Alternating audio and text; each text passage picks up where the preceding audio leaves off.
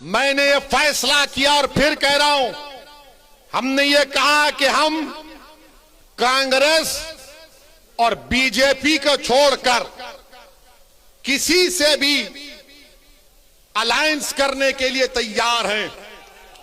तो सुनिए, एक मशहूर जर्नलिस्ट है पंकज साहब ने अखिलेश से पूछा कि आप ओवैसी से समझौता क्यों नहीं कर लेते, तो अखिलेश ने जवाब दिया कि ओवैसी पर बहुत से इल्जाम लगते हैं। अखिलेश साहब, इल्जाम तो हम पर ही लगता है ना, आप पर तो कुछ नहीं लगता। रिवर फ्रंट आप बनाए, आप पर कोई इल्जाम नहीं। लखनऊ से कानपुर रोड आप बनाए, आप पर कोई इल्जाम नहीं। आपने सब कुछ किया, आपके 10-10 उंगलियां घी में थी, मगर आजम पर इल्जाम लगा बकरी चोरी का और भैंस चोरी का। ये इल्जाम सिर्फ हम पर लगता है।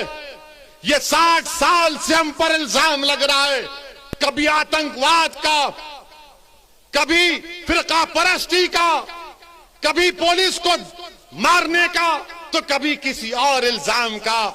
अखिलेश यादव साहब, इल्जाम तो भारत के मुसलमानों के मुकद्दर का हिस्सा बन चुका है। अब हम इल्जामात की फिक्र नहीं करेंगे। सुन लो अखिलेश यादव, मुझे तुमसे कोई सर्टिफिकेट की जरूरत नहीं है। मैं इस जनता के दरमियान में जाकर अपनी दिल की बात करूंगा और इनके दिल को जीतूंगा और इनसे वोट का मुतालबा करूंगा। तुम क्या दोगे? तुम 11% यादव हो, हम 19% मुसलमान हैं। अगर तुम मुख्यमंत्री बने और जनाब मुलायम सिंह बने तो मुसलमानों के वोट की खैरात से बने। तुम याद रखो इस बात को। हम पर इल्जाम, अरे हमारे पे कुछ इल्जाम लगा, हमारी तारीख गवाह है, हमारी नबी की सीरत की किताबें पुकार कर कह रही हैं कि जिस पर इल्जाम लगता है अल्लाह उसको कामयाब करता और करेगा इंशाअल्लाह ताला। इल्जाम है, कोई बात नहीं है, मगर याद रखो, चुनाव के बाद बच्चों की तरह नहीं रोना।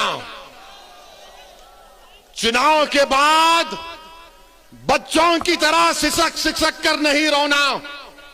हम तो रोते हैं अपने रब के सामने हाथ उठाकर। हम इन जालिमों के सामने अपनी बेबसी का इजहार नहीं करते, हम रब्बे कायनात के सामने अपनी बेबसी का इजहार करते हैं, क्योंकि वो गफूर रहीम है, वो सत्तार है, वो गफ्फार है, वो लतीफ है, और अल्लाह हमको कामयाब और कामरान करेगा। मेरे बस में इतना है, शौकत के बस में इतना है, महताब और हमारे अंबेडकर साहब की ताकत में बस इतना है कि हम आपके पास जाकर अपनी बात को पूरी इखलास के साथ रख रहे हैं। दिलों में मोहब्बत डालने वाले का काम तो अल्लाह का है, दिलों को मोड़ने का काम तो अल्लाह का है। मैं तो बार बार कह रहा हूं कि अपने दिल पर हाथ रखकर मैंने आज आधे घंटे 40 मिनट में जो कुछ कहा, सोचो आप। अपने घर को जाओ, रात के अंधेरे में अगर तुम उठते हो तो सोचो इस बात को, कब तक हम सिस्कियां लेकर, कब तक हम इस गैर यकीनी कैफियत में अपनी जिंदगी को गुजारेंगे।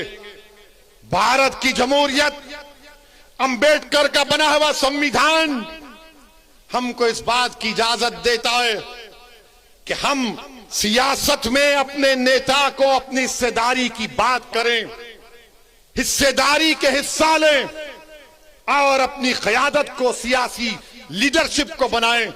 इससे भारत मजबूत होगा, इससे भारत का संविधान मजबूत होगा। यही चंद गुजारिशात मैं आज तक कहने के लिए आया हूं। आपसे सिर्फ गुजारिश करूंगा कि अगर आप हमारा साथ दें, अल्लाह आपको सलामत रखे। अगर आप नहीं देना चाहते तो अल्लाह तब भी आपको सलामत रखे। मगर मेरी इस बात को याद रखो, मेरी इस बात को याद रखो कि कहीं 60 साल के बाद कोई एक और दीवाना आकर मेरी जबान में इन आने वाले बच्चों से ना कह दे जो कल बूढ़े हो जाएंगे कि तुमको तुम्हारा हिस्सा नहीं मिला। हिस्सा उसी वक्त मिलेगा जब आप उठ खड़े होंगे, सियासी क़यादत बनाएंगे, अपने वोट से अपनी पार्टी को कामयाब करेंगे। जिस तरह ठाकुरों ने योगी को मान लिया, जिस तरह पिछड़ा वर्ग ने मोदी को अपना लिया, जिस तरह दलितों ने आज बहन जी और चंद्रशेखर आजाद को अपना नेता मानते हैं। आओ मुसलमानों, तुम मुझे नहीं तो खुद नेता बन जाओ। मैं तुम्हारे साथ ठहरने के लिए तैयार हूं।